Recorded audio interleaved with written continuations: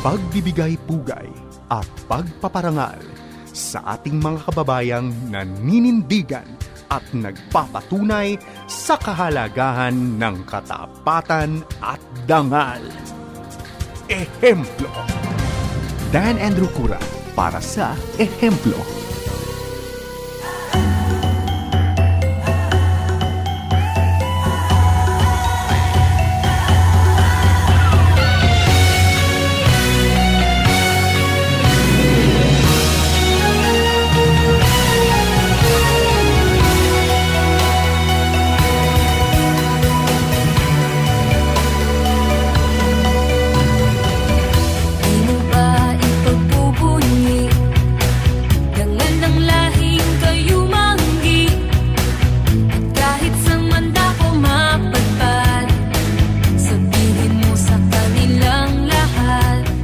Magandang araw na naman po sa kanilang lahat at maraming salamat po sa inyong patuloy na pagsubaybay sa ating palatuntunang ehemplo. Ako po ang inyong kaibigan, si Dan Andrew, at tayo po ay nagbibigay pugay sa ating mga kasamahan na nakikinig ngayon sa 702 DZAS. Nako, magandang araw po sa inyong lahat. Gayon din po sa ating mga regional stations sa 1233 DYVS dyan sa Bacolod at siyempre po dyan sa South Cotabato sa 1062 DXKI. Kasama na po dyan ang mga taga Isabela naman nandyan sa norte ng Pilipinas sa 1143 DZMR at sa Cagayan de Oro sa 103.3 The New J FM. At ang ating mga kaibigan dyan sa mga taga-Palawan sa 103.6 DZRK Radio Kapit Bisig. Tayo po ay nagpapasalamat sa inyong patuloy na pagtangkilik.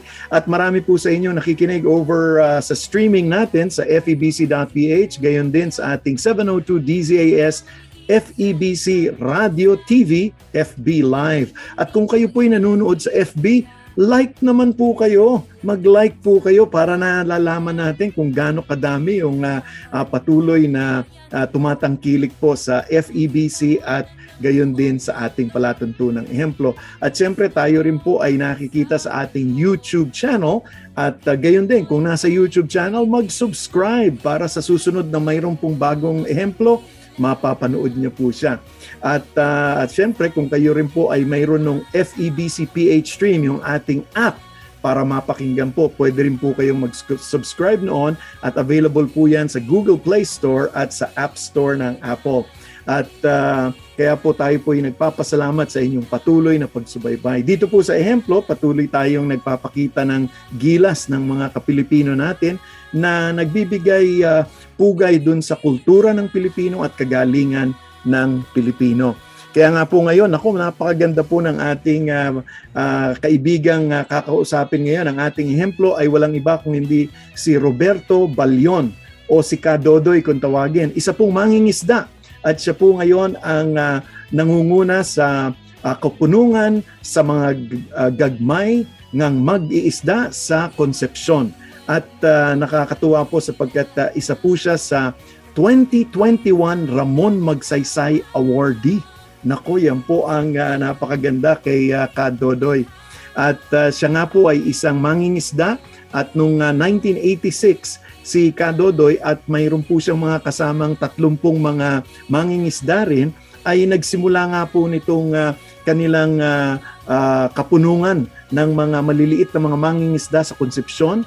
At ang issue po nila ay yung rampant na pagko-convert po ng fish ponds at ginagawa po itong mga ginagawang mga lupain para siguro sa ibang gawain at gayon din namamatay po yung mga mangroves natin o yung bakawan na tinatawag dito sa Pilipinas. At gusto po nila magkaroon ng reforestation, aquaculture development at nung early 2000s ay sila po ay binigyan ng mga karapatan upang ma-reforest po ng gobyerno at makipagtulungan para ma-manage po ang bakawan, lalong-lalo na doon po sa Zamboanga, sa Sibugay, sa Concepcion. At ito nga pong 2021, ito pong taon na ito na pumapaloob po sa pandemya, ay hindi po nakaligtaan si Kadodoy ng Ramon Magsaysay. Siya po ay na-recognize sa 2021 Ramon Magsaysay Award bilang leading a community in restoring their aquatic resources and primary source of livelihood. Kaya po tayo'y nagbibigay-pugay po sa kanya. At siya rin po ay naging recipient ng National Gawad Saka Awards ng Department of Agriculture noong 2005 ng Ateneo de Zamboanga School of Medicine for the most outstanding fisherfolk organization leader ng 2011. At gayon din po ng National Gawad na natatanging parangal sa fish conservation ng 2019. Ito naman po'y bigay ng Bureau of Fisheries and Aquatic Resources. Kaya po maganda po ang kwentuhan natin patungkol sa conservation at sa pag-aangat po ng mga magsasaka. Kasama po natin ang ating ehemplong si Roberto Balion o si Kadodoy dito lamang sa ating palatuntunang Ehemplo.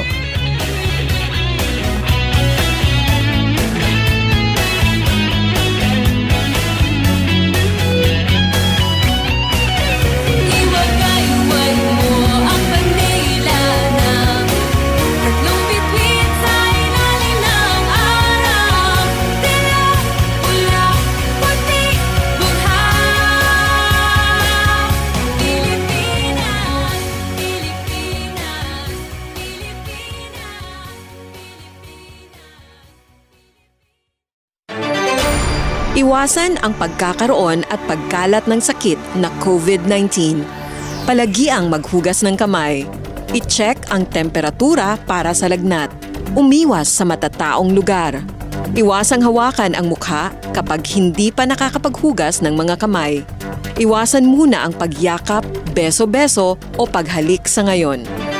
Maging maingat, maging ligtas. Basta't laging handa at sama-sama, kaya natin to. Hatid sa inyo ng PCOO, DOH, KBP at ng himpilang ito. Sumasay papawid mula sa Maynila. Ito ang Far East Broadcasting Company Philippines. FEBC. Himpilang 702 DZAM. Agapay ng Sambayanan. Kasapi sa KBP, kapisanan ng mga broadcaster ng Pilipinas. Dan Andrew Cura para sa Ehemplo.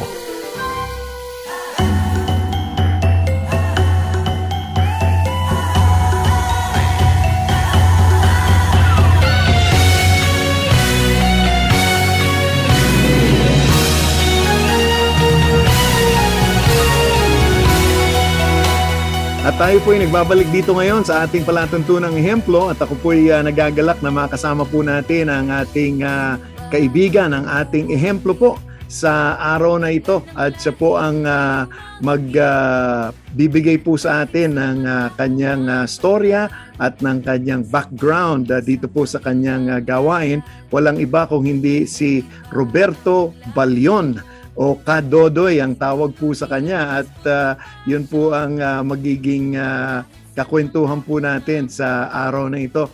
Kadodoy, magandang araw po sa inyo. Magandang araw naman po sa inyo Kuya Dan at sa inyong programa sa 702 DCAS at sa lahat ng mga nakikinig at nanonood po sa ating sa buong Pilipinas at sa buong mundo sa napakagandang programa nyo. Magandang araw po sa ating lahat. Ako, Kadodoy, matanong ko, kayo, nasaan po kayo ngayon para malaman po ng ating mga tagapakinig? Sa kasalukuyan, dahil tayo isang mangingisda, nandito tayo ngayon sa ating bayan ng Kabasalan, Zamboanga, Sibugay. At maganda ang panahon ngayon dito kaya salamat at isa ako sa naimbitahan yung tagapagsalita ng inyong programa at isang malaking karangalan para po sa akin. Nako, ang karangalan po ang nasa amin dahil nga unang-una siyempre kami po bumabati sa inyong pagiging 2021 Ramon Magsaysay Awardee. Nako, napakaganda pong pagkakilala yan, hindi lamang po dito sa Pilipinas, kung hindi sa buong daigdig, no? Kaya yun po yung gusto naming bigyan ng pansin sa araw na ito at yung syempre hindi lang yung award, kung hindi yung bakit kayo nabigyan ng award, ano yung ginagawa.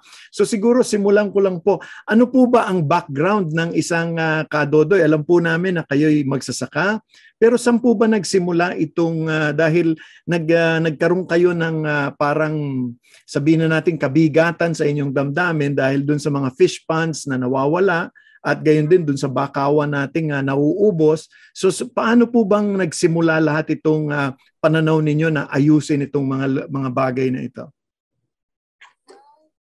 O nga, ayan kuya, sa una sa lahat ay parang papasalamat muna ako sa nagbigay sa atin ng isang malaking karangalan, yung Ramon Magsaysay Award Foundation. Yun nga, parang ayaw natin makapaniwala na isa lamang tayong pinuno ng mga mangingisda, pero I am proud to be a fisherman, no, isang mangingisda. At nakita kasi ng iba't ibang ahensya na at binigyan tayo din ng mga nauna pang mga karangalan at kasama nga itong malaki itong Ramon Magsaysay Award. Dahil po ay bilang isang mangingisda noon, yung ako ay isang mangingisda na anak mangingisda talaga simulat sa pool. Ang nanay ko, tatay ko mangingisda. At napunta kami dito sa Zamboanga, Sibugay ng mga dekada 80, 81 ako dumating dito. Yun din para hanapin yung magandang kabuhayan sa pamamagitan ng pangingisda. Yan po ang aking talagang pinagkalakihan, pangingisda. Bago Zamboanga, Sibugay, saan po kayo galing? Ang pamilya ko ay galing ng Panay Island. Okay. Ang nanay ko ay galing Antique at naniran sa Capiz at ang tatay ko ay taga Capiz talaga, sa Capiz.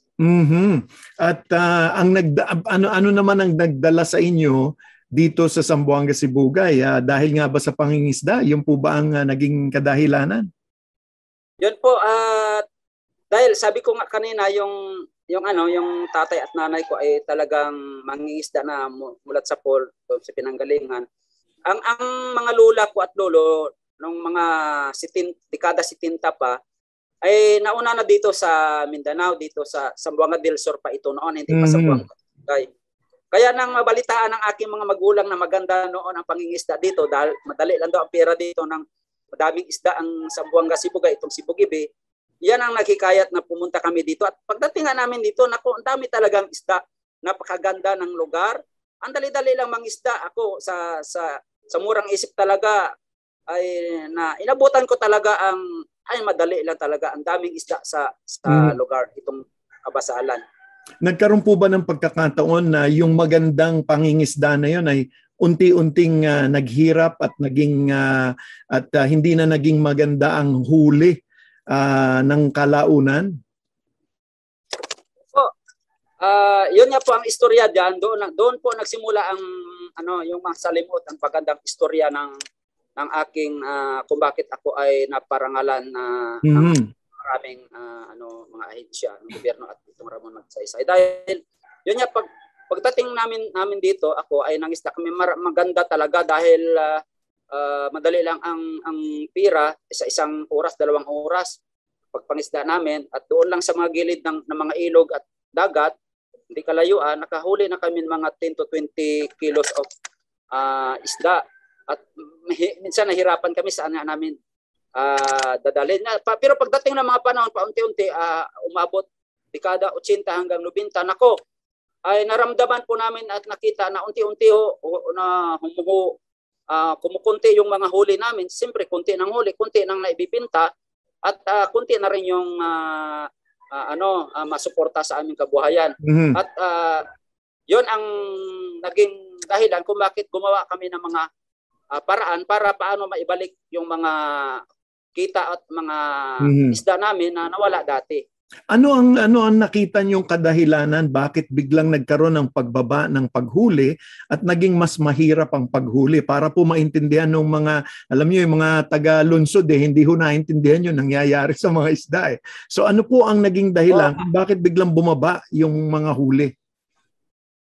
Isa sa mga dahilan nung yun nga palagi kong kinikwento rin at sinasabi sa mga nagtatanong kung bakit nawala yung mga isda dati na marami. Isa sa mga dahilan doon, marami kasi mga mangrove sa lugar dati, punong-puno ng mga bakawan, mga tawag sa Bisaya bakawan. Sa amin naman sa Bisaya na Ilonggo ay katunggan or yun nga mangroves. Mangroves.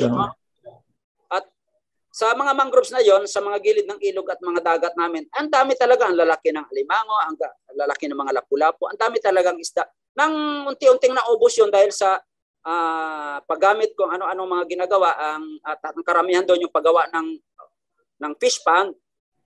Doon na wala yung mga isda.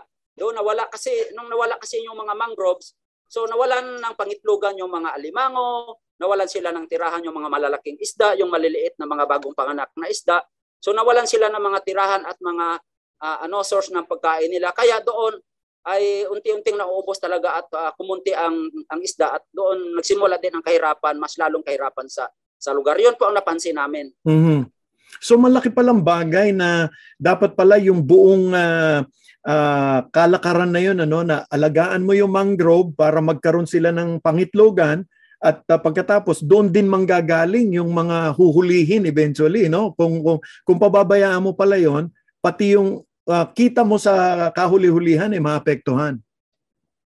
Yan po ang nakita namin noon at napansin namin na bakit kaya nawala yung mga isda at mga alimango dito, yung mga supong ang lalaki. So isa na sana nakita namin dahil ako din isang aktibong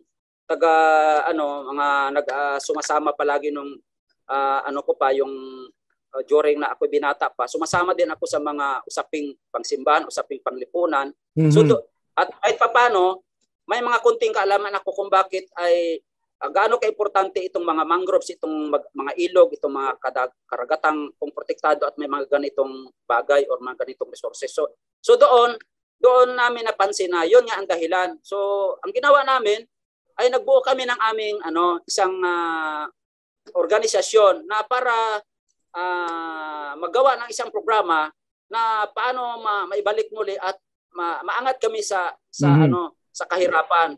'Yon ang ginawa. Kaya tinatag namin yung aming kapunungan sa gagmay mangingisda sa Concepcion na mga maliliit na mangingisda na siyang nagiging apektado ng mga ganoong mga problema. At isang patunay lang na hindi talaga kakayanin ng isang tao lang Kailangan may grupo kayo na magtulong-tulong.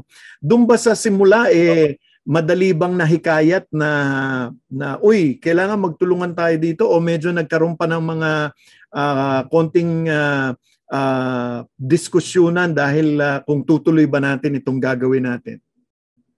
Yun nga ang isang pinaka unang problema namin nung nagsimula kasi kaming maghikayat ng aming grupo ay yung natatandaan ko pa noon yung barangay namin mayroon na kaming mangingisda na sa 400 na bubong or 400 household or pamilya. Mm-hmm. Pero ang nahikayat lang namin sumali ay nasa 36 members lang na hikayatin sila na magtanim ng mangroves at saka yung iba hikayatin na hintuan na yung paggamit ng mga hindi magandang hanap buhay ng illegal fishing. So konti lang talaga ang tumugon at ang hikayat namin at doon sa 36 na yan ay puro lahat kami ay mangingisda, maliit na mangingisda. Yun lang po ang tumugon sa aming kasi ang iba kasi mahirap at tapos sabi nila hindi natin kaya yan kasi mangingisda lang tayo, dapat problema trabaho yan ng gobyerno. Yun ang mga mindset nila kasi. Oo. Now, paano nyo nakumbinsi? Ayan. Kasi dahil alam ko magmula sa mga 36, sabi nyo nga yung simula, lumago din yung inyong samahan. So paano nyo sila nakumbinsi na hindi lang pala trabahong gobyerno ito, kasama tayo dito? Isa sa kung bakit nakumbinsi namin sila na dapat natin pangalagaan ay palagi namin sinasabi at ako lalo na kung hindi tayo kikilos para sa ating kinabukasan at para sa ating gusto mangyari, kung hindi tayo magkakaisa at kikilos, so sino ang gagawa para sa atin?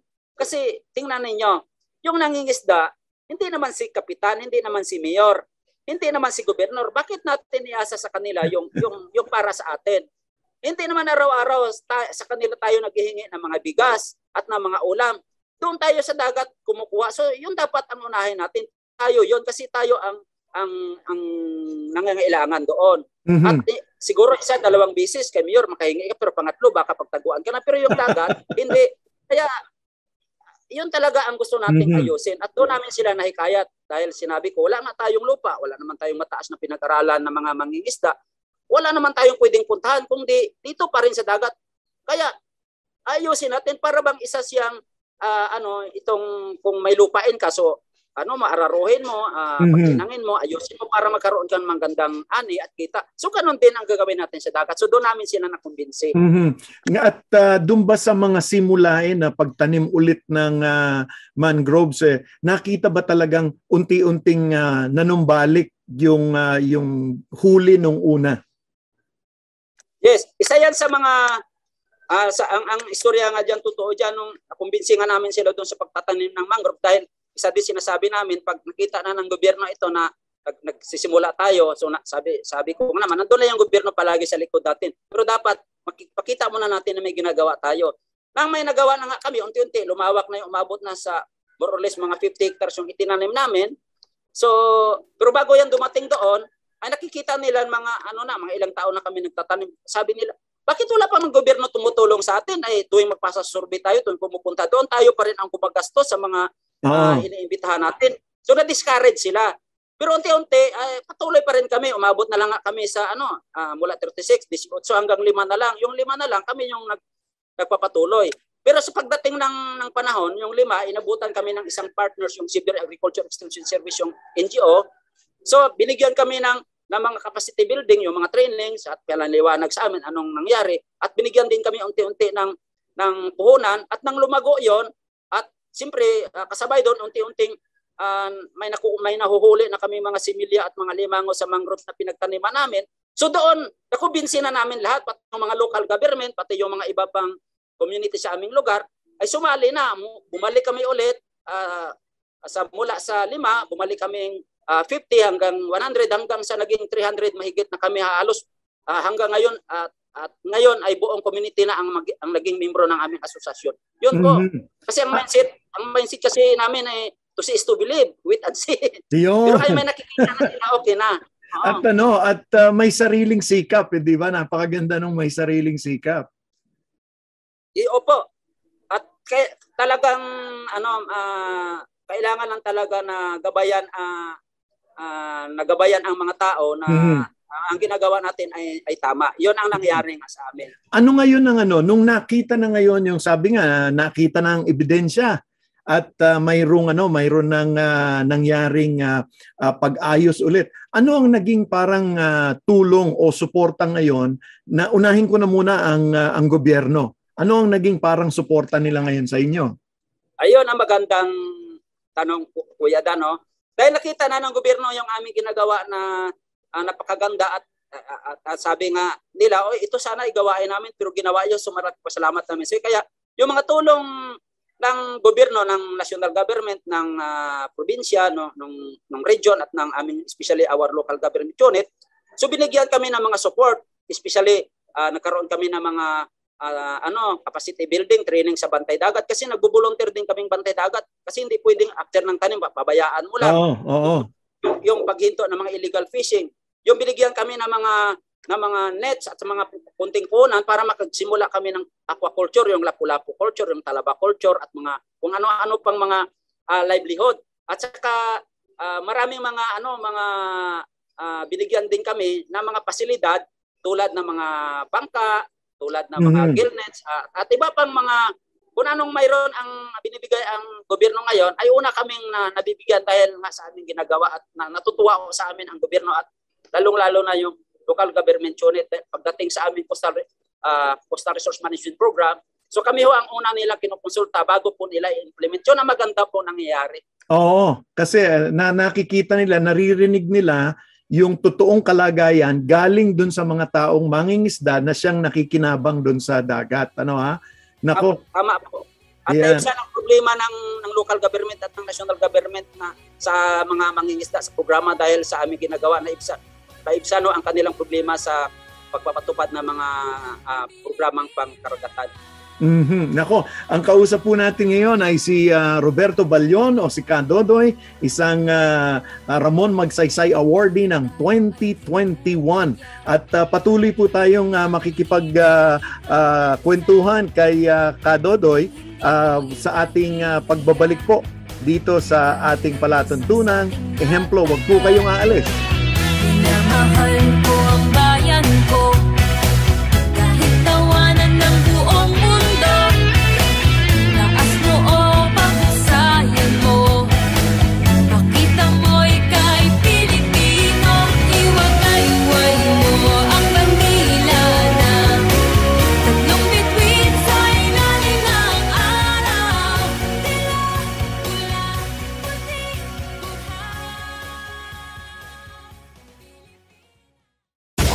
Sa Himpapawid mula sa Maynila. Ito ang Far East Broadcasting Company Philippines. FEBC. Himpilang 702 DZAM. Agapay ng Sambayanan. Kasapi sa KBP, kapisanan ng mga broadcaster ng Pilipinas. Iwasan ang pagkakaroon at pagkalat ng sakit na COVID-19. Palagiang maghugas ng kamay. I-check ang temperatura para sa lagnat. Umiwas sa matataong lugar. Iwasang hawakan ang mukha kapag hindi pa nakakapaghugas ng mga kamay. Iwasan muna ang pagyakap, beso-beso o paghalik sa ngayon. Maging maingat, maging ligtas. Basta't laging handa at sama-sama, kaya natin to. Hatid sa inyo ng PCOO, DOH, KBP at ng himpilang ito. Dan Andrew Cura para sa Ehemplo.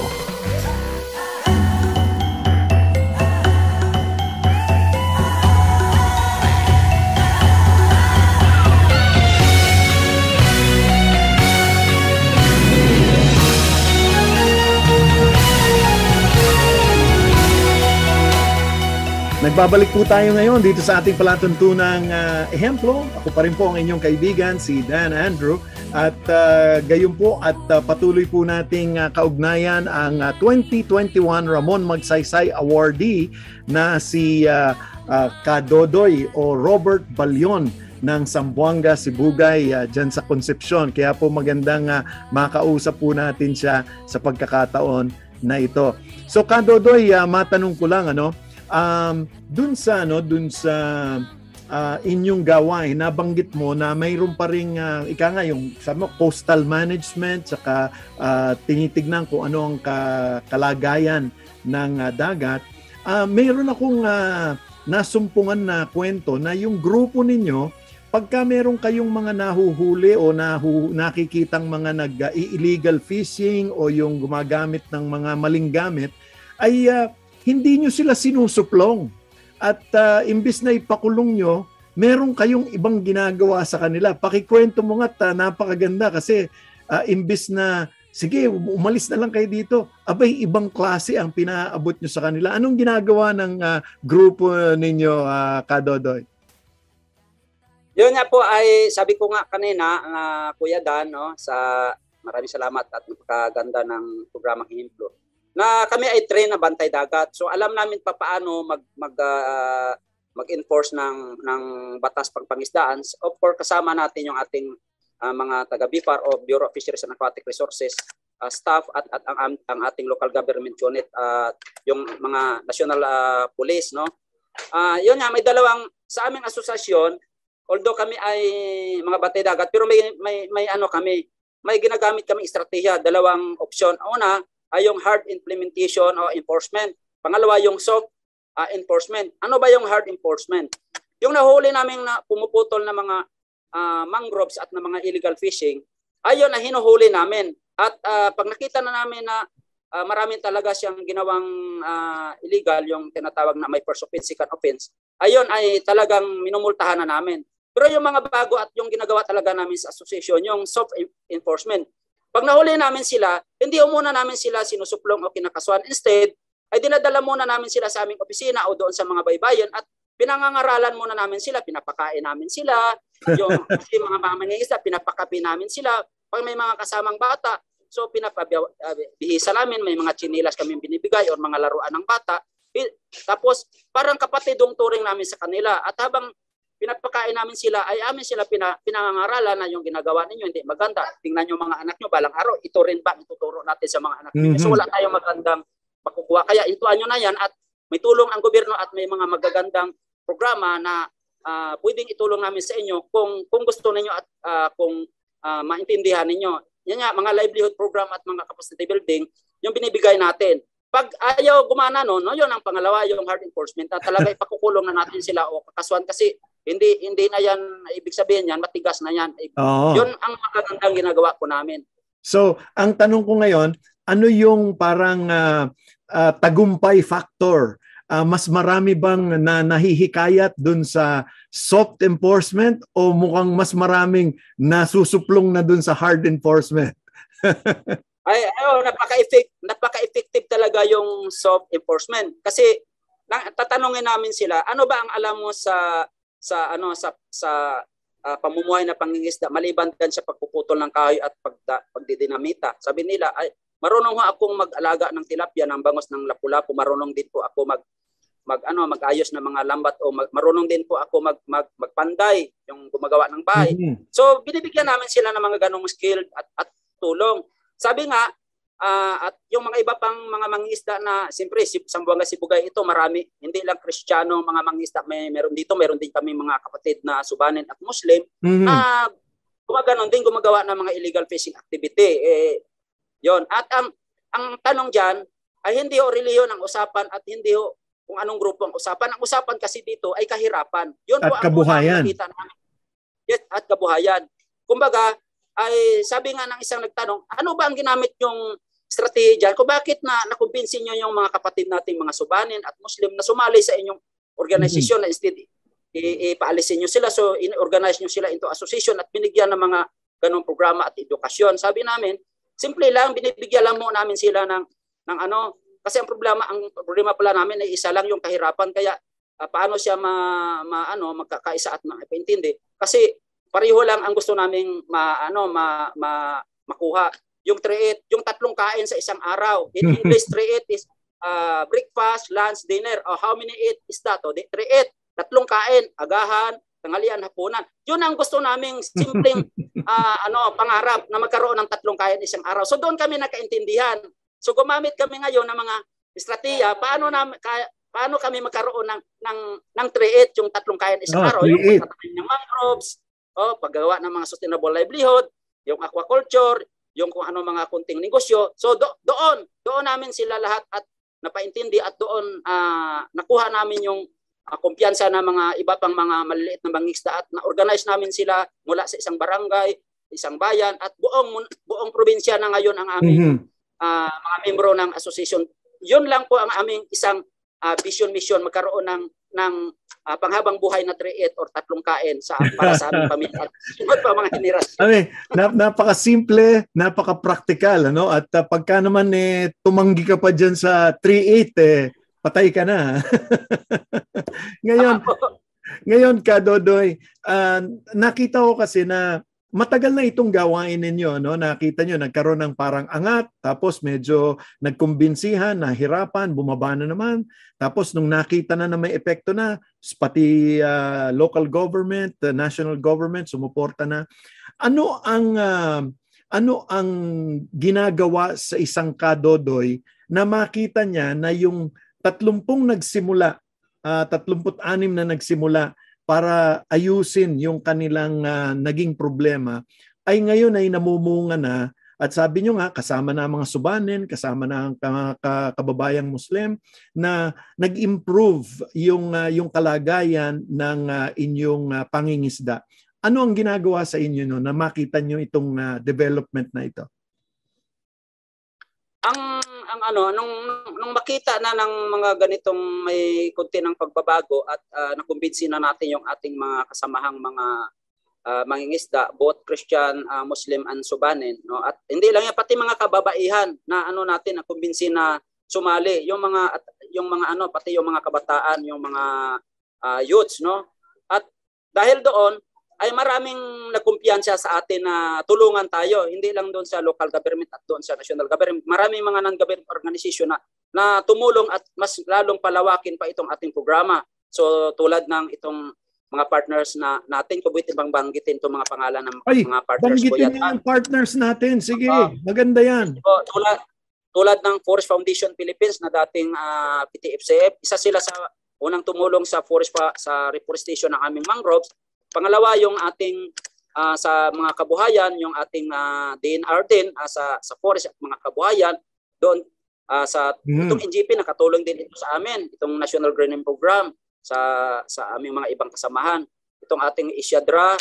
So yan po ang isang nangyari, at lalong-lalo na ngayon pati yung ang aming provincial government ng Zamboanga Sibugay ay nakikipag-partner talaga sa amin sa yung sinabi ko kanina, yung aming local government unit ng Kabasalan ay kung may mga coastal resource management program sila, kinukonsulta muna nila sa aming KGMC Association kung ano yung mga ano pa ang mga magaganda diyan ang pwedeng gawin.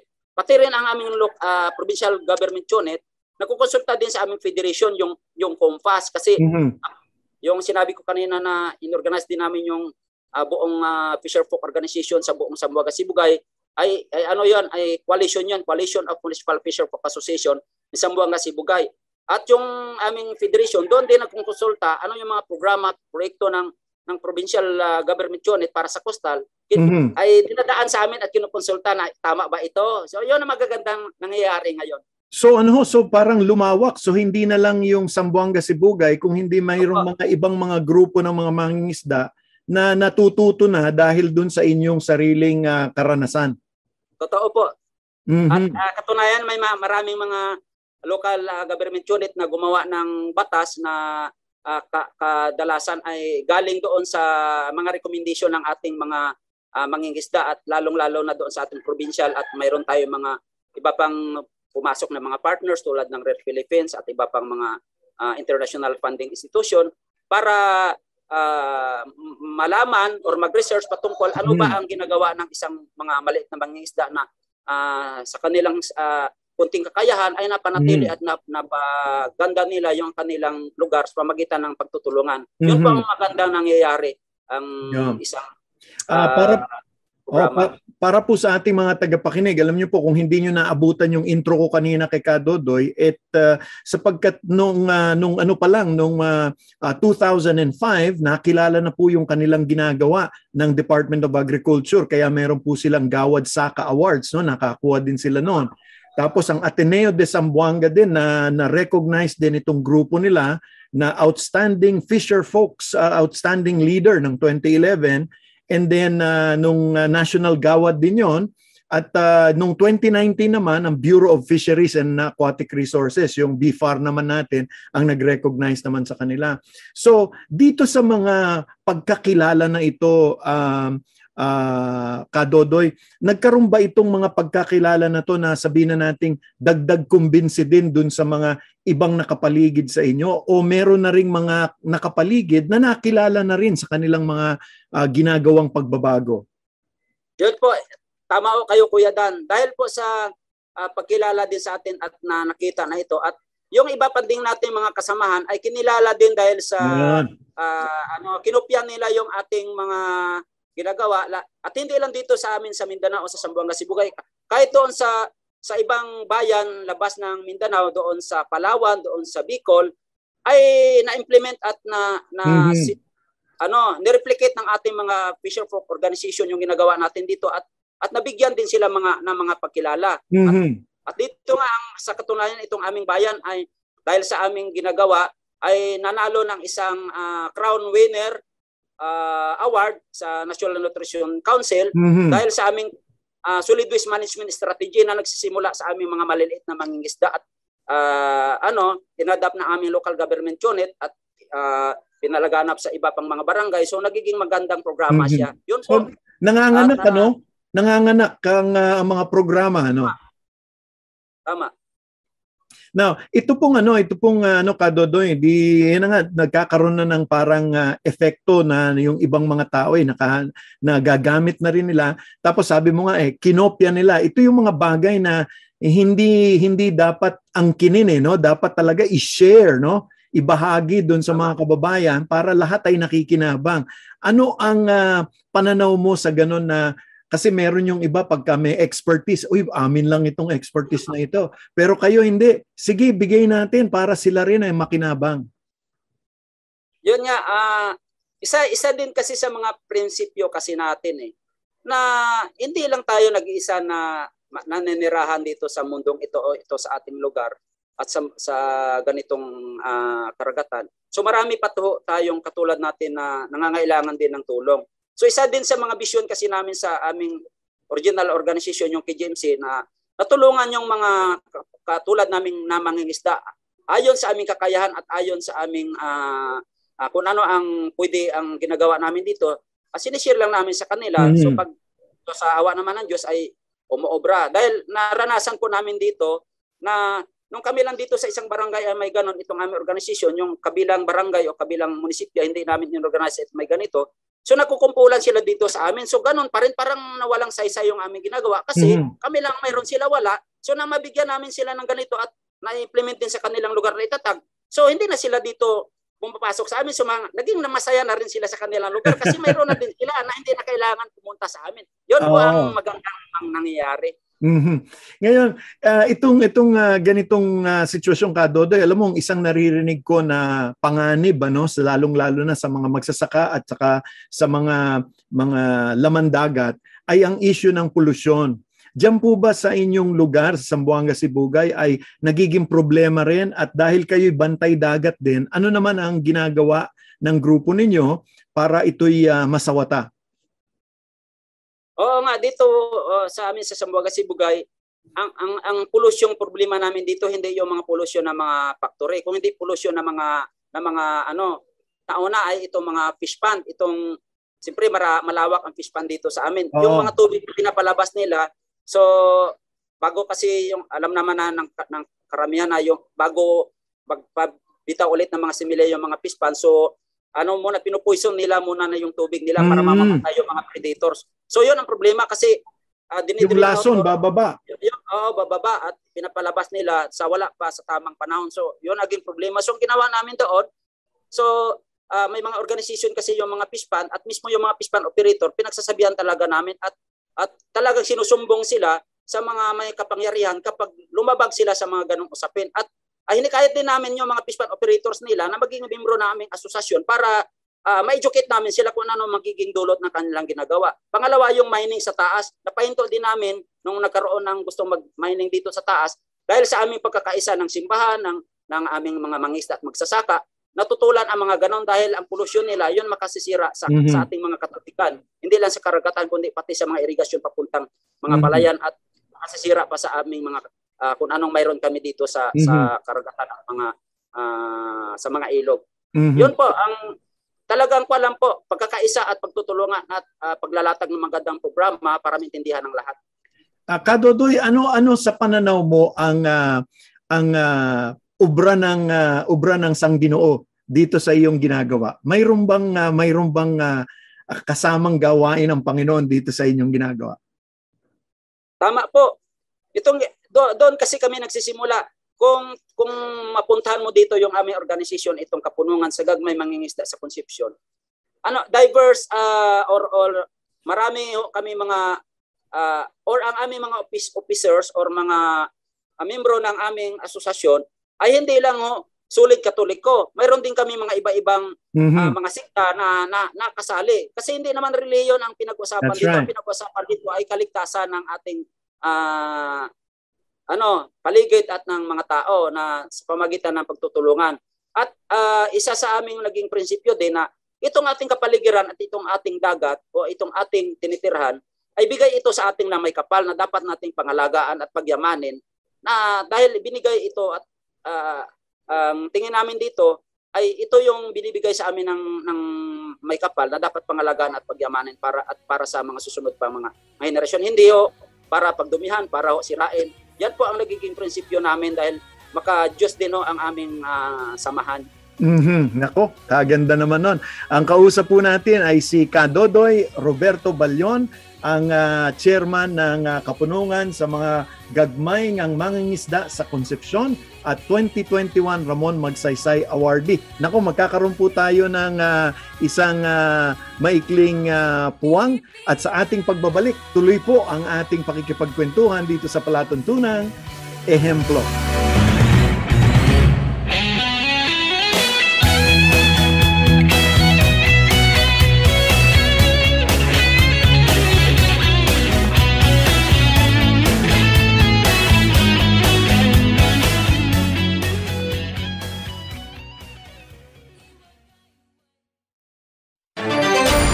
Iwasan ang pagkakaroon at pagkalat ng sakit na COVID-19. Palagi ang maghugas ng kamay. I-check ang temperatura para sa lagnat. Umiwas sa matataong lugar. Iwasang hawakan ang mukha kapag hindi pa nakakapaghugas ng mga kamay. Iwasan muna ang pagyakap, beso-beso o paghalik sa ngayon. Maging maingat, maging ligtas. Basta't laging handa at sama-sama, kaya natin to. Hatid sa inyo ng PCOO, DOH, KBP at ng himpilang ito. Sumasay papawid mula sa Maynila. Ito ang Far East Broadcasting Company Philippines. FEBC. Himpilang 702 DZAS. Agapay ng Sambayanan. Kasapi sa KBP, kapisanan ng mga broadcaster ng Pilipinas. Dan Andrew Cura para sa Ehemplo.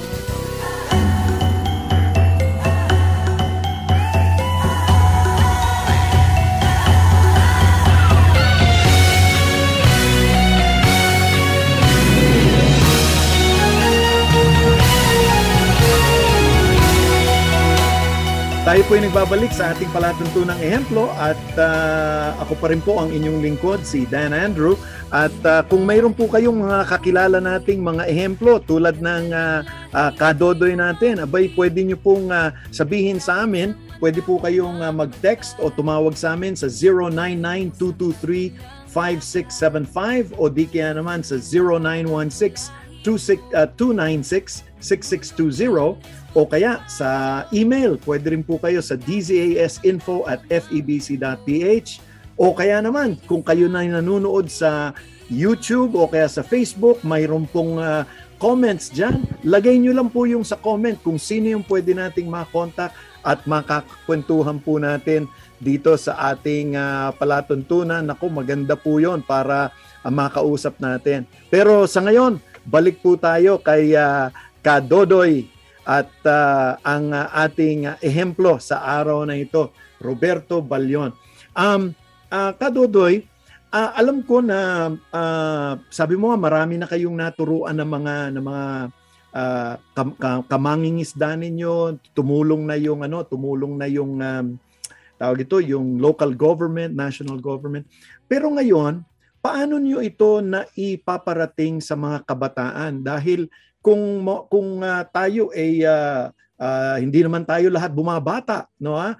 At meron po ba kayong ginagawa para maipasa itong mga karunungan at itong mga ginagawa ninyo para makapagpatuloy para dun sa mga batang mangingisda o gustong ipagpatuloy ang pag-unlad ng pangingisda?